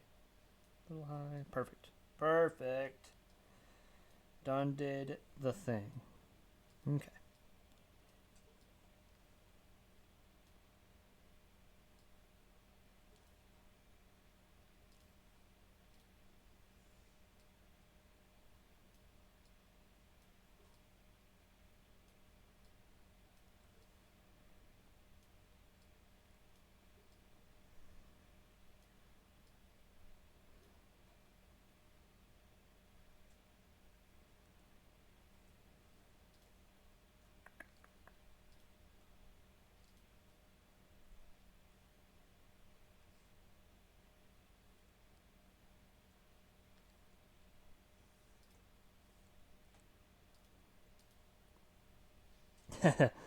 Thundercats. Oh.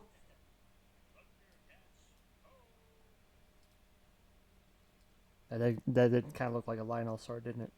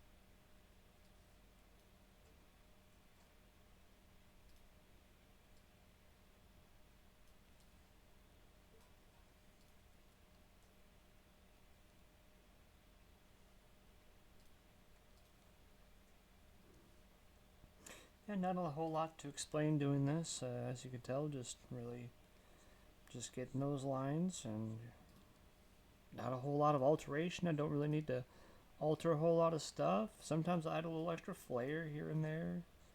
I mean, it's just we're just in that finalization phase, just kind of redoing all the stuff. And you get a little bit of a personal approach doing this too.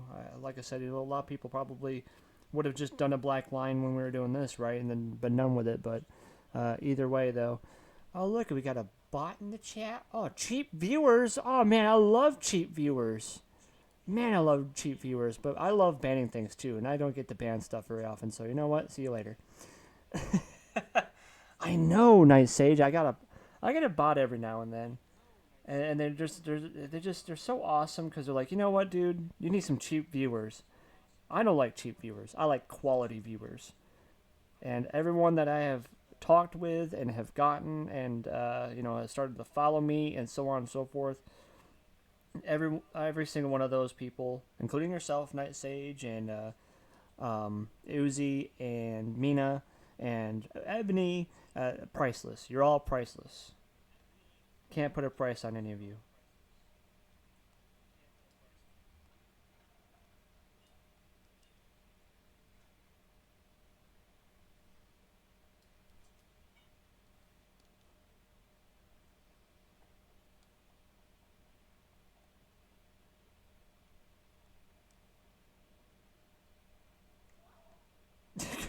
Quality viewers. Ah, dang, I'm out. No, I just said you're priceless. You're fine. You're fine. You're good. You're wonderful. Wonderful, wonderful.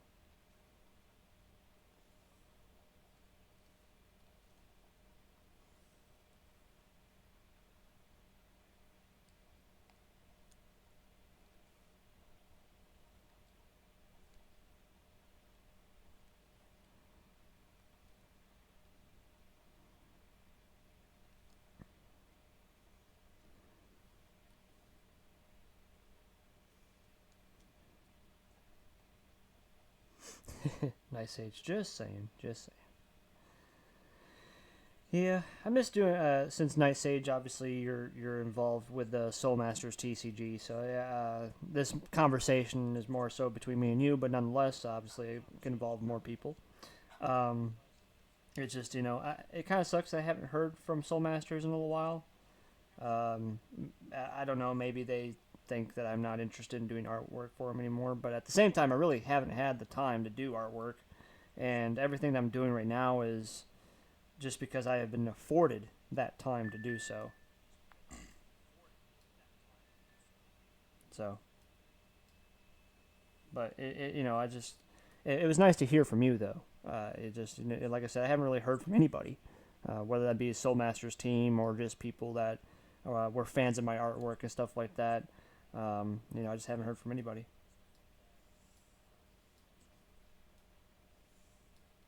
I think I have seen some of my artwork pop up recently though. Um, oh, I'm having just the trouble of the century. It's fine. Try it from a different angle. It's a little thick.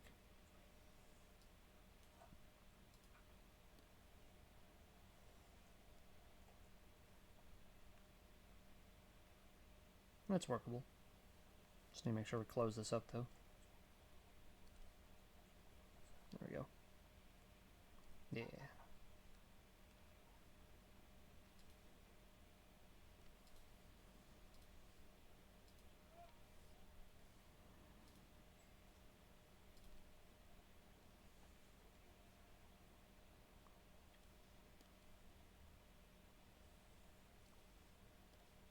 Little thing.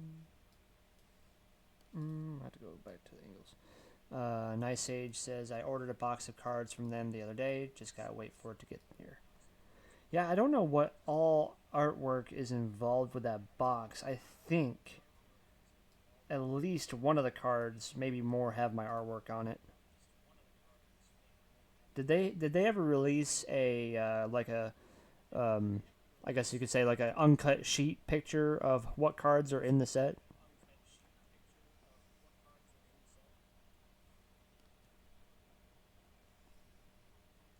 There we go. There we go. Got that line. I got that line. It's always a good feeling when you get the line you want.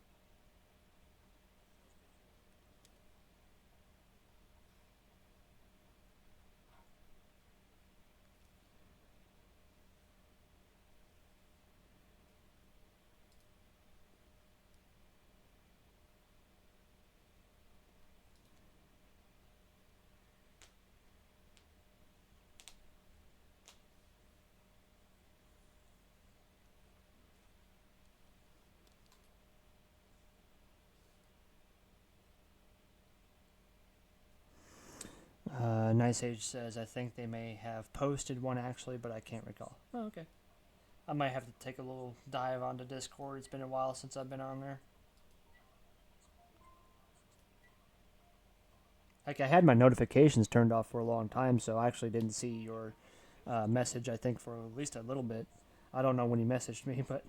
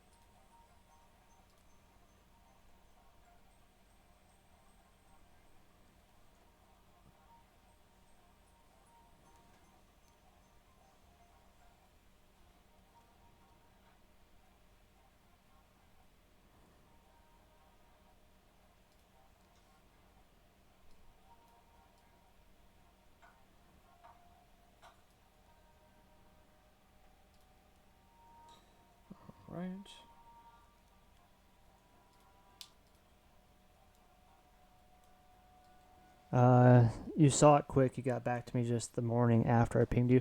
Well, that's what's the word I'm looking for? Fortunate, because like I said, I haven't really been on Discord or talking to anybody on Discord or doing really anything with Discord. So I just happened to look. I'm like, you know what? It's been a minute. It's been a minute since I've seen anything. Let's see what's up. And I'm like, oh, well, I got a message from you know who. Fantastic.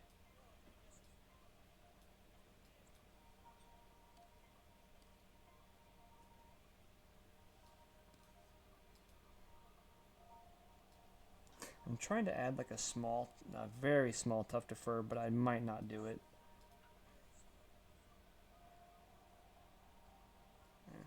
Something like that. Yeah, I don't think I'm going to do it. I'm just going to leave it smooth. Just leave it smooth.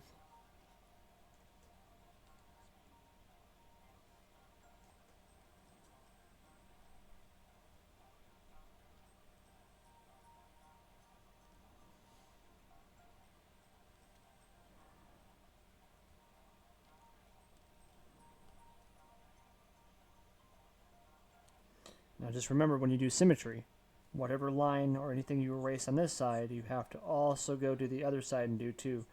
For whatever reason, when you erase stuff, see in a little bit, Nice Age. When you erase stuff with the symmetry tool, it does not translate to the other side, so you have to go back and forth and erase what you don't want. Just try and be symmetrical as best as possible.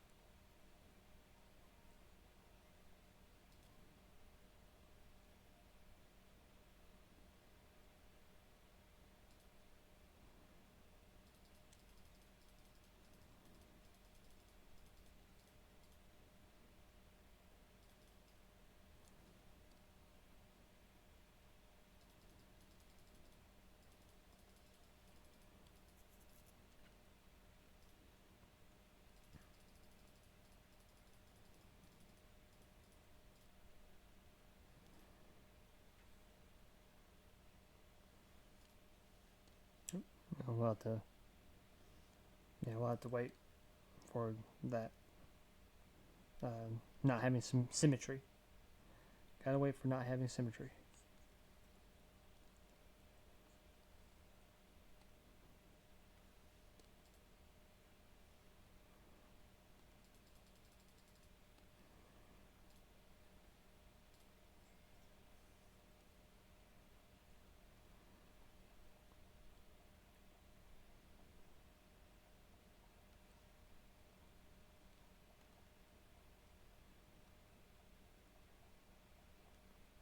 All right, just gonna remove the, or just disable. We're not gonna remove it. Disable the ruler, so that way we can finish up the tail.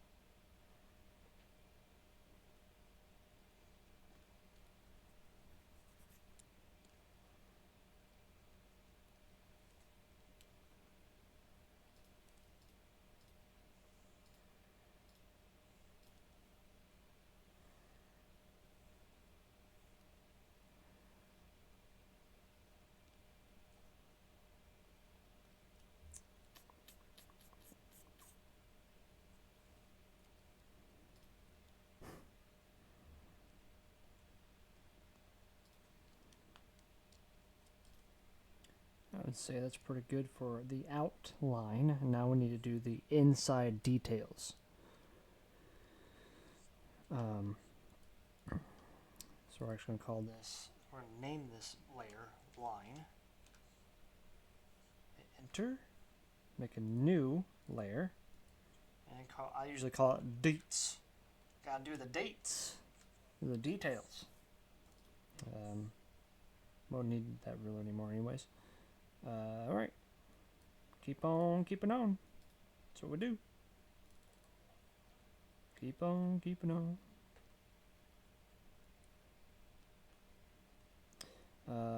We do need that ruler back. Let's see here. Let's get the ruler back.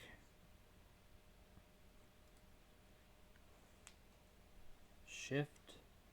Find the center as best as possible. And there you go. Should be just fine. It looks just fine. Get back to our pen.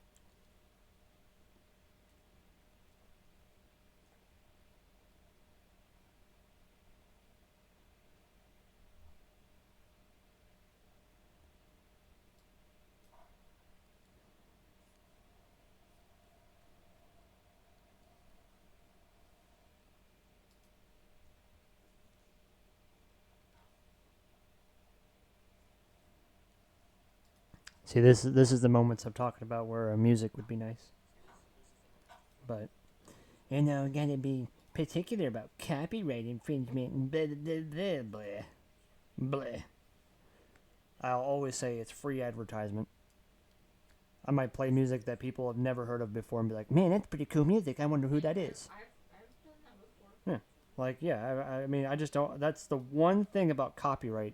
Out of all the things you could pick for copyright, where you cannot use someone else's music.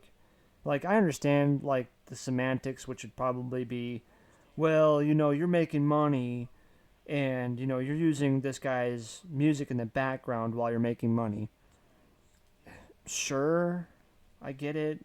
Like, I'm making a profit because it's not because I'm using your music, it just happens to be in the background. Like, I feel like it's very technical.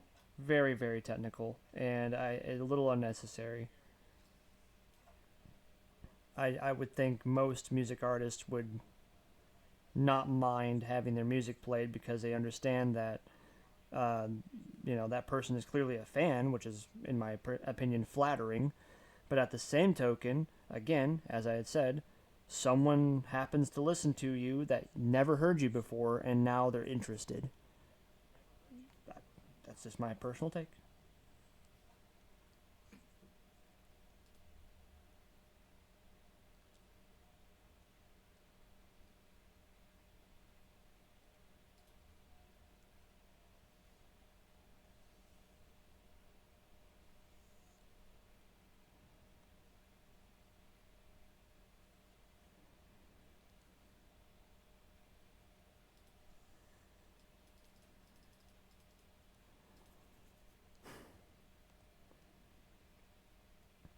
I definitely have to say, even though I showed the inspiration for Kitsukai's face, I have to say that even through that inspiration, Kitsukai has a very unique face. Very, very unique.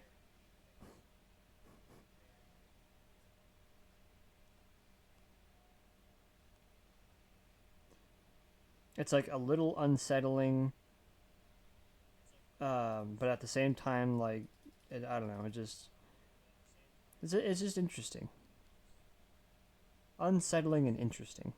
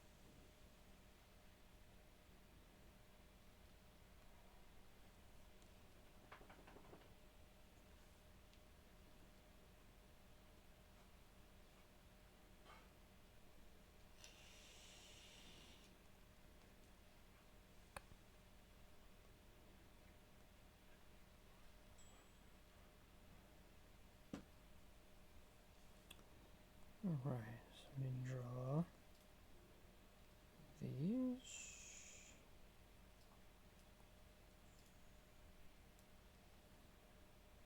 I think about halfway up the calf, the forearm, and then it goes off that way. Yeah.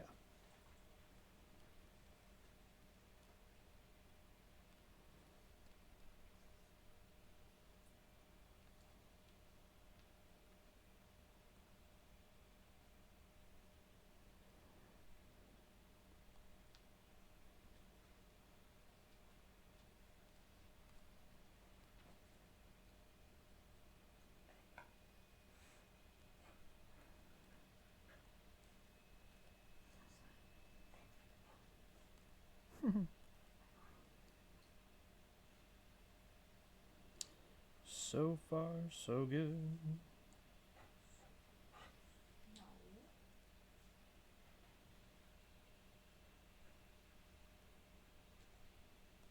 No. Just taking a step back, just looking at things. Taking a step back, looking at things.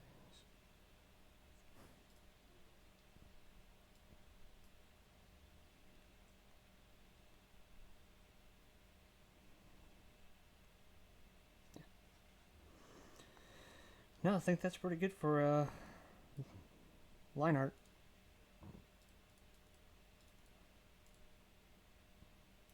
What is this? Okay. So we don't need this anymore. Boop. There you go. It's gone. See you later. And so we got our outside line work, and then interior details. We're going to select the top layer, hit the new layer folder. I'm going to label this, let's see here, sitting line. And then we're going to take this one and drag it into the folder. And now we can collapse that folder so all that line work will be right there. Don't need the ruler anymore showing up. Might. No. No. Thank you. Awesome. Awesome sauce. Now we're ready for coloring. How about that? And like I said, and as far as coloring is concerned, I color in grayscale. Also, when I start getting to my first illustrations, I will be jotting down and taking pictures or screenshots really of the numbers that I'm going to be using, so that way I can stay with the same color every time. And so these are, of course, final drafts stuff. I really like the coloration that we did over here. It's a little bit slightly more vivid than the top colors, but that might be just because of how I've colored everything. As far as the glow effects and shit like that, these are a little bit more subdued. So, needless to say, coloring in grayscale. So the first thing we're going to do, we're going to actually select the folder below the one that we just have, which is our line art, right? Everything that we do with color must be beneath the line art layers. So even if we didn't have that folder there, these line art layers like this, we need to make a layer underneath in it. And the reason being, of course, is if we go above this show this example. I've did this in previous streams, but I like to show it just in case anybody watches this video for the first time. When we fill on top of line art, so this is on top of the line art, we lose our line art. Yes, we do get some things, right? We get the general shape of stuff, but the line art goes away. And so there's no differentiation anymore. It all just goes away. But if that layer is underneath the line art stays. So if you want your line art to stay, make sure your color layers are underneath the line art. How about that? Alright, so this is where we're going to start naming things a little bit more. Getting a little bit of that, making sure we don't get lost in the sauce here, because we can lose ourselves with some of what we're about ready to do. So I'm going to name this layer base. And essentially, I'm going to pick something in the middle as far as gray. Just make sure your slider is all the way to the left you can go. And something just somewhere in the middle. It's a good thing to do. And we're going to just color in all the bits and pieces. And also a good reference here too is to just take the insides out. So that way your base, you can just go ahead and color it and you won't have much of anything in the way.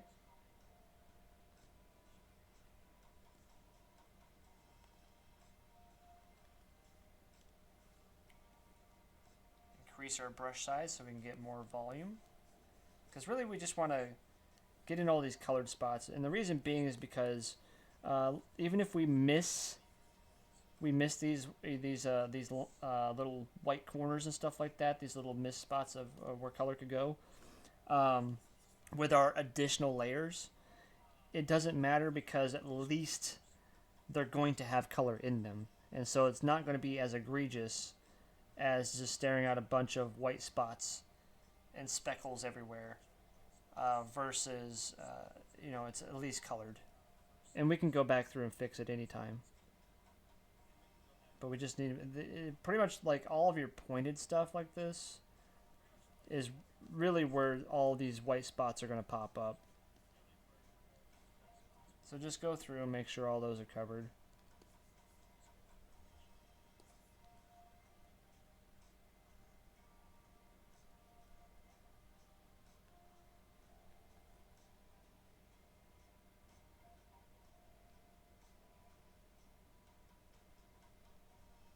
There we go.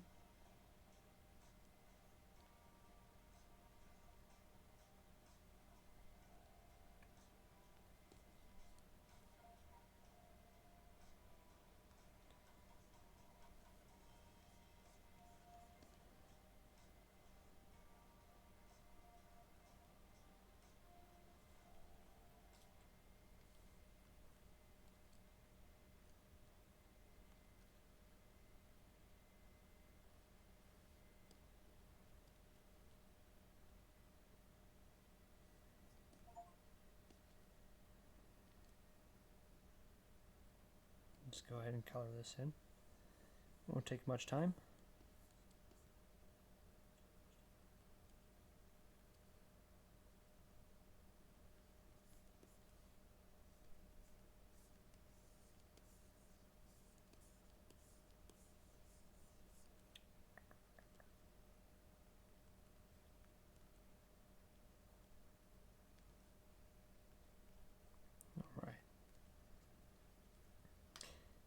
And then we'll just put our deets back in. And look at that. Oh, look. They're all colored.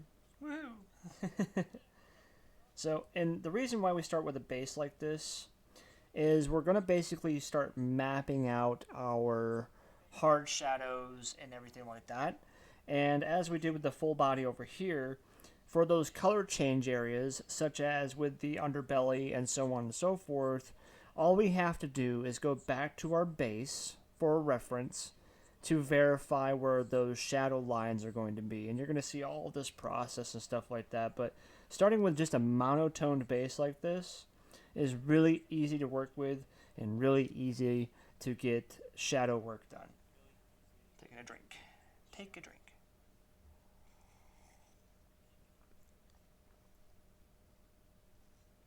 Throat gets a little sore after talking so much. Surprise, surprise. Surprise, surprise. Let's see Your here. wife is hungry. Yeah, I was just looking at the time. It is 12:30. So me and the wife are gonna go out to eat because it's been months. I think It's been months since we went out to eat, and so we're kind of going to do a little celebration of changing jobs and getting a little bit of my personal life back, just to enjoy the day a little bit.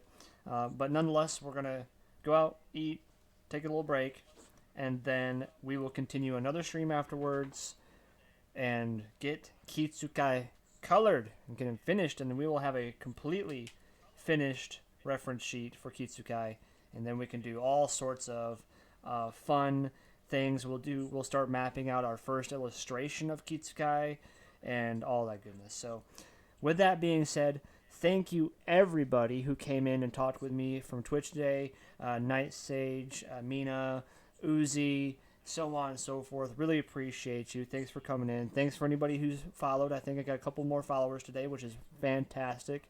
And then, of course, anybody that watches this later on YouTube or through Twitch, don't forget to like, comment, subscribe. Of course, it helps out, and it's just fun to do, and it keeps you up to date with all this fun art stuff. So, with that being said, this is your host, Samurai Kit Kat. Peace!